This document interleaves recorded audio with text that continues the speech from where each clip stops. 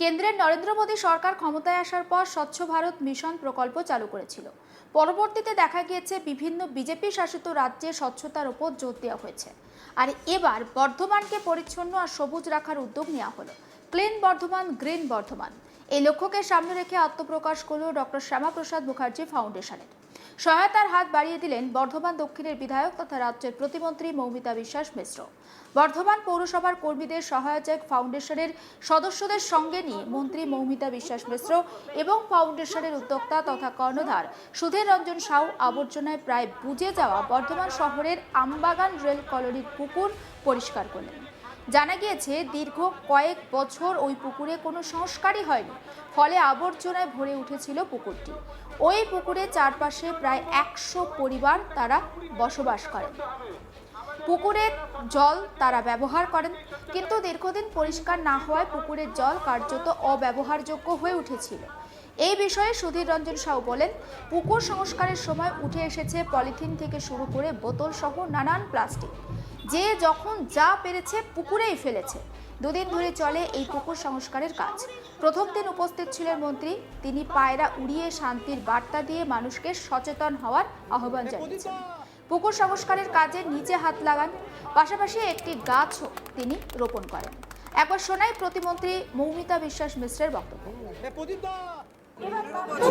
বিগত 50 বছর ধরে যেভাবে পশ্চিমবঙ্গের মধ্যে নোংরা করে রেখেছে বিগত সরকাররা, তাতে আমাদেরকে গোড়া ঘাটা সব নিয়েই নামতে হবে। কারণ আমরা চাই সাধারণ মানুষ ভালো থাকুক, তার সঙ্গে সঙ্গে পরিবেশ ভালো থাকুক। যদি পরিবেশ ভালো না থাকে তো মানুষ ভালো থাকতে পারবে। তাই আগের সরকারকে আপনারা কোনোদিনই এরকম পরিষেবামূলক সমাজকে এগিয়ে নিয়ে যাওয়ার জন্যই হোক, পরিবেশকে সুস্থ রাখার জন্যই হোক, কোনো আপনারা পদক্ষেপ দেখতে পাবেন না। কিন্তু আপনারা দেখেছেন আমাদের মাননীয়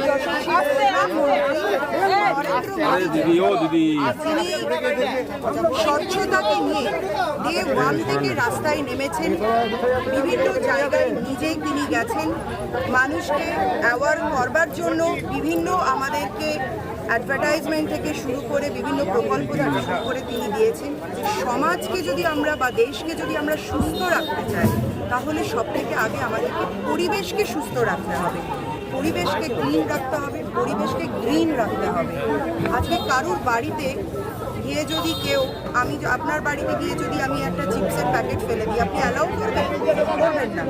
কিন্তু সেখানে আমাদের গোটা শহরের মধ্যে রাস্তাঘাট ছেড়ে দিন, এই বড় বড় আমাদের যে নালাগুলো আছে, এই বর্ষার সময় ওয়াটার লক হয়ে যাচ্ছে, গোটা শহর জলের তলায় চলে যাচ্ছে, ড্রেনের নোংরা জল মানুষের বাড়ির মধ্যে ঢুকে যাচ্ছে। কেন?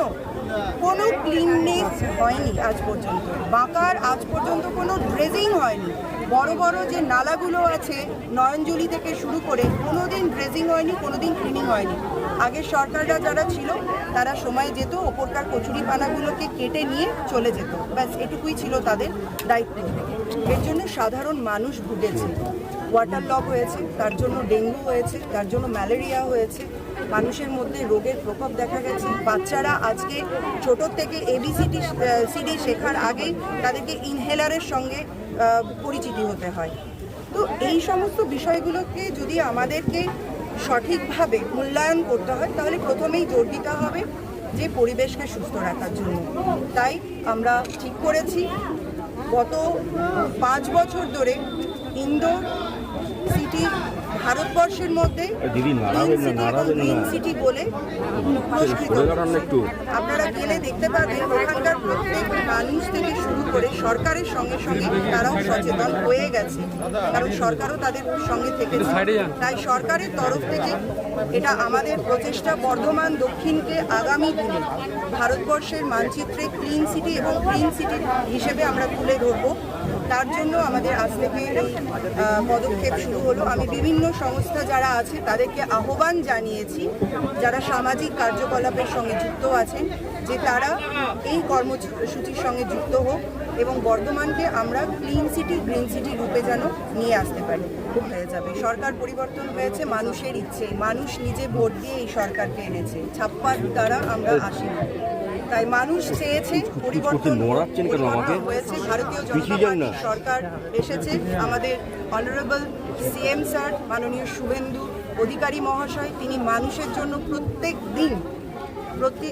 দিন কোনো না কোনো পদক্ষেপ নিচ্ছেন। তাই পৌরসভাই হোক, পঞ্চায়েতই হোক, জেলা পরিষদই হোক, যাদের মানসিকতা এখনও চেঞ্জ হয়নি আগামী দিনে চেঞ্জ হয়ে যাবে। আর শুধুমাত্র সরকার পদক্ষেপ নিলে হবে না, আমাদের তরফ থেকে এটা পদক্ষেপ।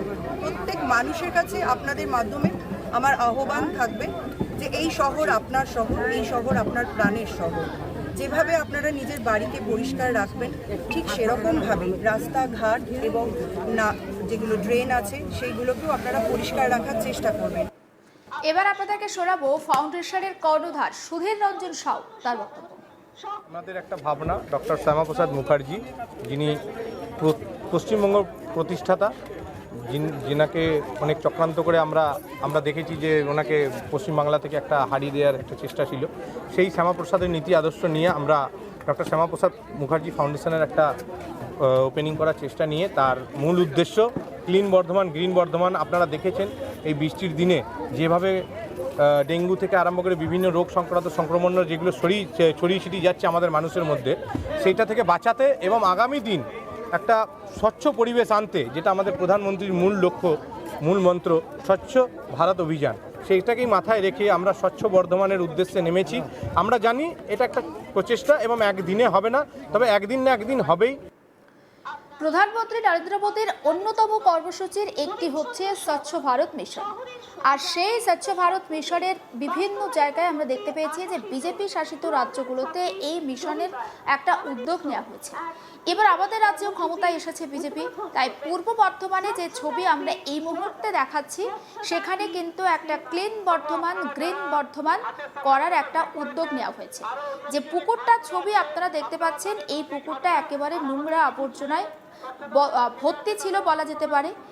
এলাকায় 100টি পরিবারের বাস এবং 50টি মানুষজন হাতের কাছে যা পায়, কেউ হয়তো প্লাস্টিক সেখানে ওই পুকুরে ফেলে, কিংবা অন্যান্য যে সমস্ত সামগ্রী তারা হাতের কাছে যা পায়, প্লাস্টিক, পলিথিন, প্লাস্টিকের জলের বোতল সব ওই পুকুরেই তারা ফেলে।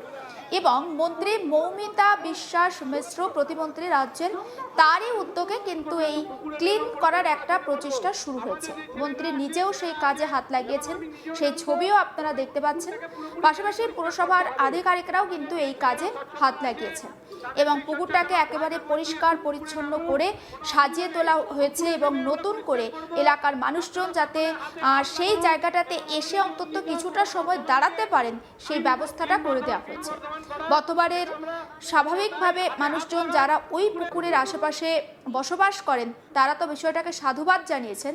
পাশাপাশি মন্ত্রী এটাও জানিয়েছেন শুধু এই পুকুর সংস্কার নয়, যেখানে যেখানে আবর্জনা তিনি দেখবেন সেখানেই কিন্তু পরিষ্কারের একটা অভিযান চালানো হবে।